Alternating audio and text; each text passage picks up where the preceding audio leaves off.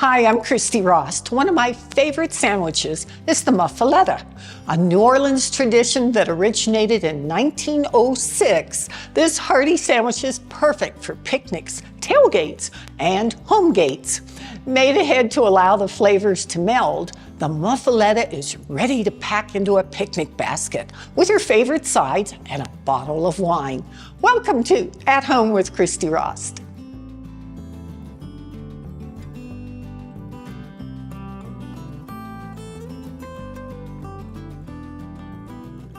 The original muffaletta was made from a French boule, which was cut crosswise and then filled with Italian meats, such as mortadella, soppressata, and cheeses like provolone, topped with tomatoes and fresh basil.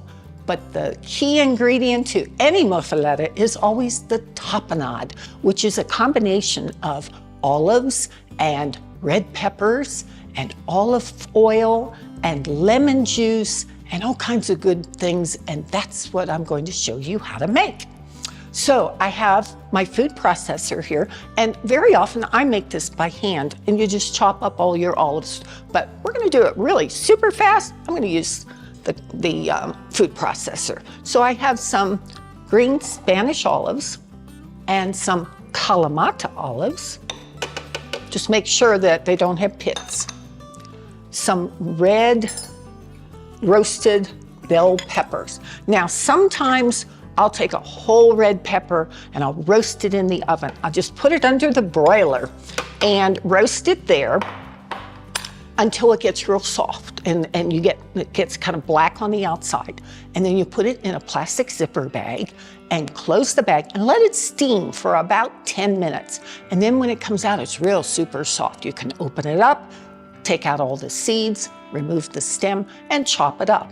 But if you're in a hurry, or you just don't want to go through that, or you happen to have a jar of already prepared roasted red bell peppers, I would go that route.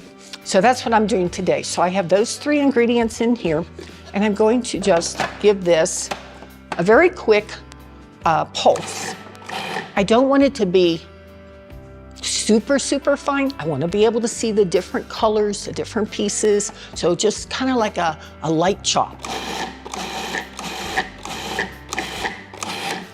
Oh, beautiful.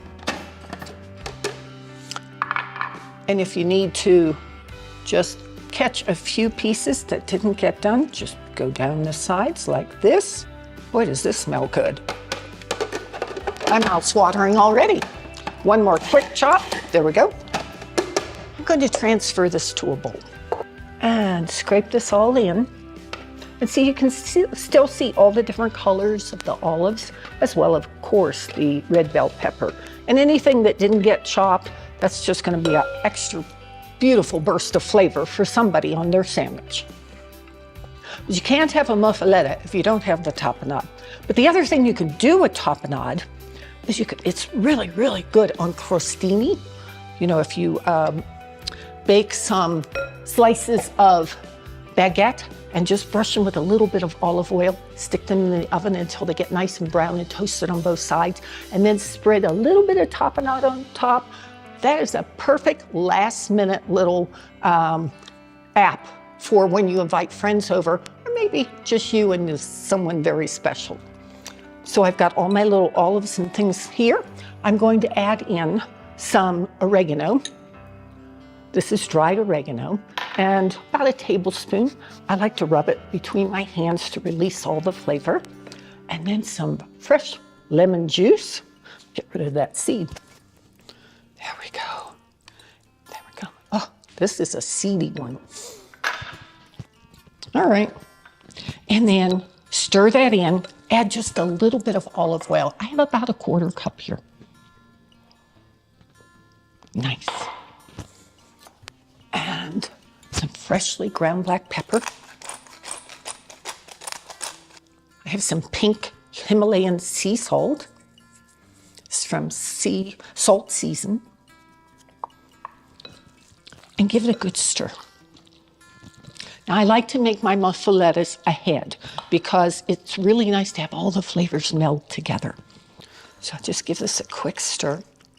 And I can set this aside. I'm going to chop up a little bit of fresh parsley. This is Italian parsley. Italian parsley is the one that has the big leaves as opposed to little bitty parsley. Though that works too if that's all you can find in your market. You always use what you can find. And going to 2 and 3 stores just because Christy Rost said use Italian parsley, I would never do that. So use what you've got, use what you can find. And then chop this fairly fine. I'm not going to mince it, but I just don't want huge pieces. Okay, so I'm going to add this in. Gives real pretty color, but also really nice flavor, nice fresh flavor. You got all kinds of pretty things going here. Then you could set that aside. So let me show you how to make a Mosetta. You take a roll. Now, I told you that the original was a French boule like this, and that's a large sandwich. And the first ones I had, which were in Austin, Texas, that's how they were made. And then they would cut big wedges out of it. But for a picnic, I like to have individual sandwiches. So for a tailgate, it's just so nice for people to be able to just pick up what they want. So I have small ciabatta rolls instead. And I spread some of this tapenade on both sides of the roll. And I like to do this ahead. Like if I were having a picnic at noon, I would be making these about 9 o'clock in the morning, maybe 10. If I were doing a home gate party, which is a tailgate party at home, okay? Then I would be making this around noon for everyone to show up at 4. And that's because all these flavors are going to meld together. It's going to be a much more flavorful sandwich than if you do it at the last minute. Mortadella can be a little difficult to find unless you are lucky enough to live near an Italian market. So I have found that Black Forest ham is really a great substitute, very flavorful and close enough. And then soppressata. This is paper-thin pieces, see that, of Italian sausage. Absolutely yummy. And I'll put on about 4 or 5 pieces per sandwich. Then provolone cheese is a very traditional cheese to use, but I'm using some Car Valley Marissa cheese, which is rather similar in flavor. And I like it because the gentleman, Sid, who owns Car Valley, he named this cheese after his daughter, Marissa. It's going to be just a little bit of a nutty flavor, which is a nice thing to add to this sandwich. There we go. And just put that there. And then some tomato.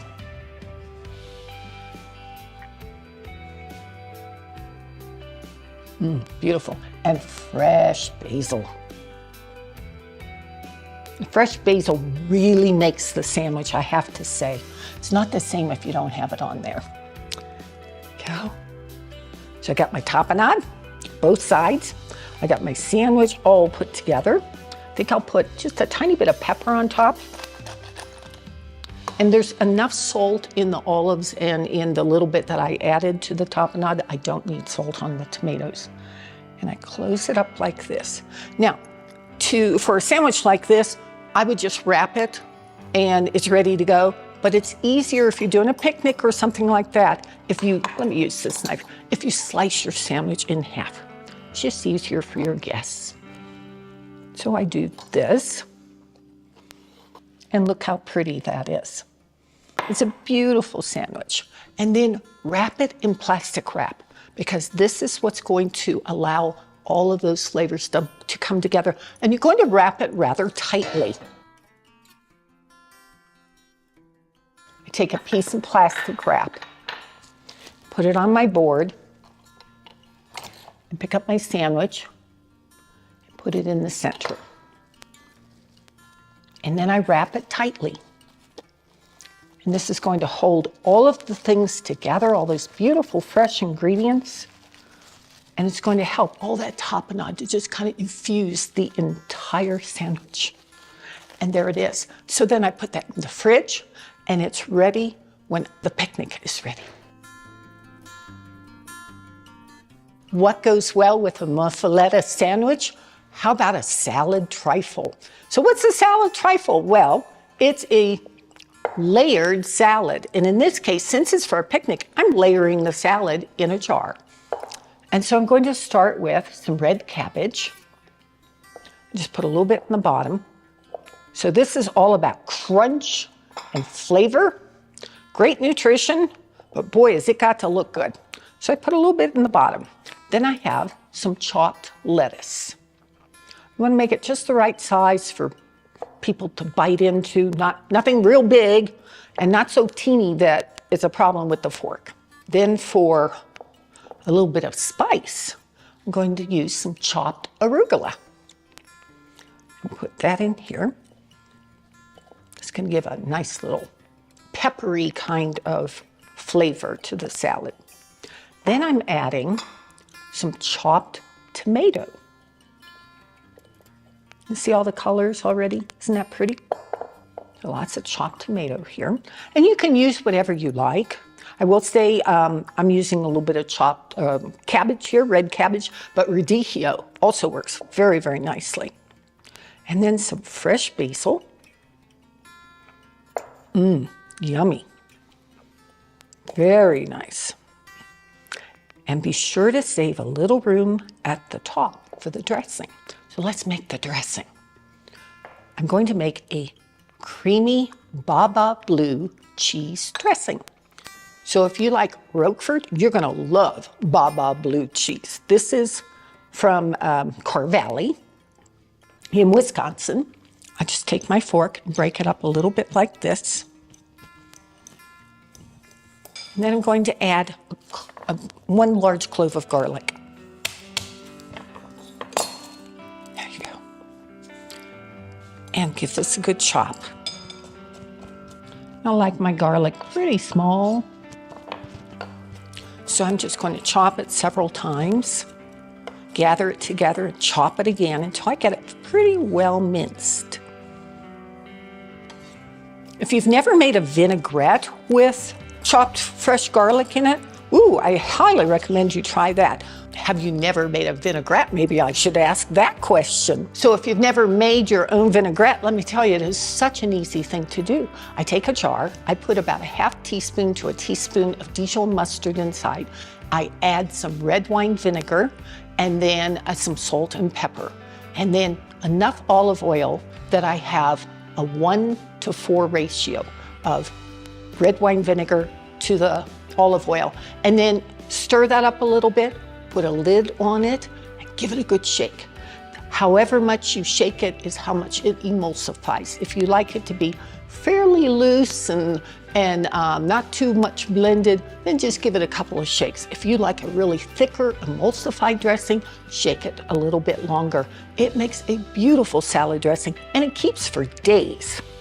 So that's what we do typically. And sometimes I'll change. Sometimes I like to use a balsamic vinegar. Sometimes I like to use a flavored balsamic vinegar, like a fig balsamic or something like that, which is a very robust kind of flavor, really good in the winter time. Breaking up all this cheese. Then I'm going to add in some mayo. It's about a half cup of mayonnaise. Always buy the good quality. Remember, the quality of your ingredients that you put in is the quality of the flavors and enjoyment you get out. Move this in here, get this well blended. This dressing is going to keep at least a week, assuming you don't eat it all first. Nice. And then I'm adding about 1/3 of a cup of buttermilk. And a little bit of Dijon mustard. So we were talking about Dijon mustard for vinaigrettes. It also works well in this creamy Baba Blue dressing. Stir this all together.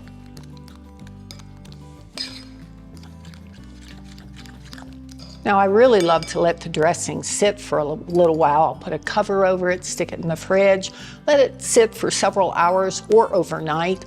But sometimes you don't have that kind of time. So just go ahead and drizzle some of this right over the salads. Oh, this is so pretty. And as you transport it in your picnic basket, it tends to drizzle on down through the jar, which is really pretty. Then, piece de résistance, bacon. Who doesn't love bacon? So I have crumbled crisp bacon. Add a little bit to the top, and the bacon goes so well with the Baba blue cheese. And I have to tell you, the Baba blue cheese is really neat because when I first take a bite, it's like, whoa, this is really great blue cheese. And then it gets softer and softer and softer in my mouth. It's really lovely. Put the lid on the jar, and you're ready to put these into your picnic basket. Everyone likes something sweet at the end of a picnic or a tailgate party. So I'm making coconut chocolate chip cookie bars. And I have 2 cups of flour. I add in about a half teaspoon of salt. You don't need any baking powder in these. These are like a shortbread cookie. And just mix that really well. Then in my mixer, I have 1 cup of unsalted butter that's very soft. And I'm going to add in 3/4 cup of granulated sugar. Add it in slowly and gradually. And then 1/4 cup of brown sugar. Always pack your sugar when you're measuring it. Now, up here in high altitude, I always use dark brown sugar. I have found that baked goods don't brown the same way in the oven as they do when I bake, say, in Texas. So I always use dark brown sugar. Wherever you live, if you want to use light brown sugar, that's just fine. Okay, I'm going to scrape down the bowl for a second. And that's important because at the bottom, that's where the butter always hides. So you want to scrape down your bowl, get that last bit of butter off the bottom, come around the other side, do the same thing so that everything gets really well mixed. I will tell you, this cookie has become really, really popular with everybody I've made it for, and especially my delivery drivers. They know when they come here, they're probably going to get cookies, and this has turned out to be one of their favorites. So I'm adding 1 egg yolk and a little bit of vanilla. About a half teaspoon is enough. At high altitude, you often have to add just a little extra vanilla or flavoring to your baked goods because flavors tend to go flat a bit at higher altitude. The thing you're going to love about this cookie is no matter if you live at high altitude, low altitude, or in between, it works everywhere without making any other adjustments beyond maybe a touch extra vanilla. So now I'm going to just use the mixer to blend in the flour, but you're going to do it slowly, slow speed. Oftentimes I'll do this by hand, but today I'm just going to use the machine. And I'm using a paddle attachment. This kind of takes all of the work out of it. I have a 9 by 13 inch pan, by the way, that I have sprayed with nonstick cooking spray. Or you can use a little canola oil. Now I'm going to add in more flour. It's going to make a pretty stiff dough because we're just going to press it right into the pan. It's a very easy recipe. The whole thing will take you about 10 minutes to make, maybe. And we'll add in the rest of the flour. Finish with the mixture. At this point, this dough is going to get pretty stiff. So I'm going to make sure that I keep the speed really low, and I might finish it off by hand. Clean all this off and unhook this. And then I'm going to transfer all of this to this clear bowl so you can see better what's happening.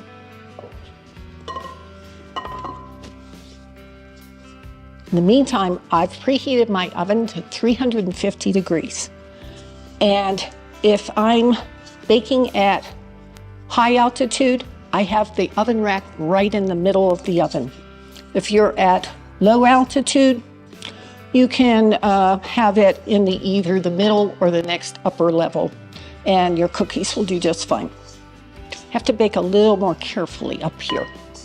And I'm at 9,300 feet, so when I say high altitude, I'm not kidding. So I've got this just about set. I'm going to add in about a half cup of coconut. This is sweetened flaked coconut. I stir this in, just kind of work it through with your spoon, like this. This cookie never lasts long around here. We're either nibbling or I'm giving them away. Neighbors love them, delivery drivers love them, everybody loves them. Painter loves them, construction people love them. It's been a busy place around here lately. And then I add in about 2/3 cup of chocolate chips. Stir this through. And sometimes I'll use my hands to finish this off. And let me clean off my board here. And then I'm going to put all of this into the pan.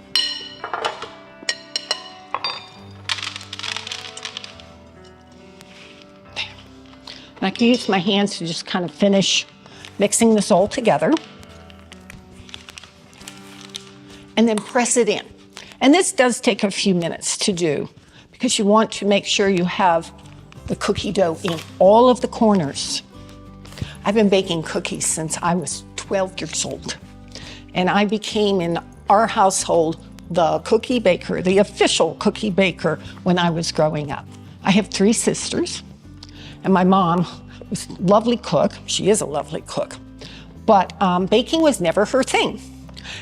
I took it after my grandmother. One of my grandmothers, Grandmother Henrietta, wonderful baker. Oh my gosh.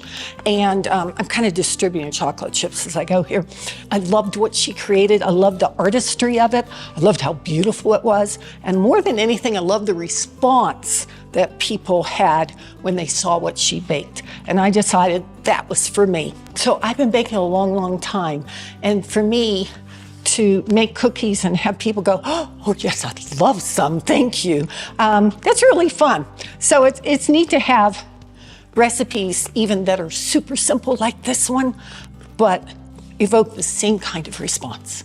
So I'm ready to put these in the oven. They're going to bake for about 28 to 30 minutes. You will notice that they will get brown around the edges and shrink back from the pan ever so slightly. Then you know they're ready. Take them out of the oven. Let them sit for only 5 minutes because this shortbread cookie will get harder if it sits too long as it cools. So at that point, you want to slice your cookies into bars and then let them cool all the way. So only 5 minutes of rest time before you slice. Then they're set to go, and they last beautifully in a cookie tin for a good week or 2. If they stick around that long.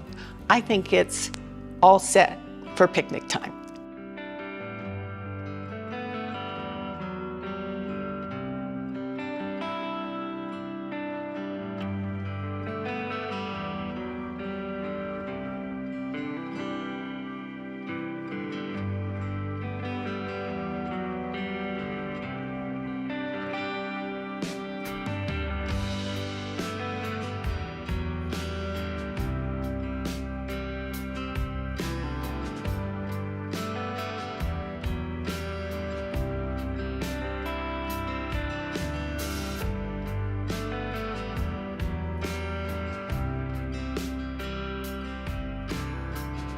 Thanks for joining me today on At Home with Christy Rost, where great food, beautiful wines, and hospitality are a tradition. I'd love to hear from you, so please connect with me on my Facebook or Instagram page, and be sure to check out my website, ChristyRost.com. I'd like to thank our sponsors, Salt Seasons, Little Bear Honey, and our good friends at Picnic by Ascot, Melissa's Produce, and Car Valley Cheese. I'll see you next time.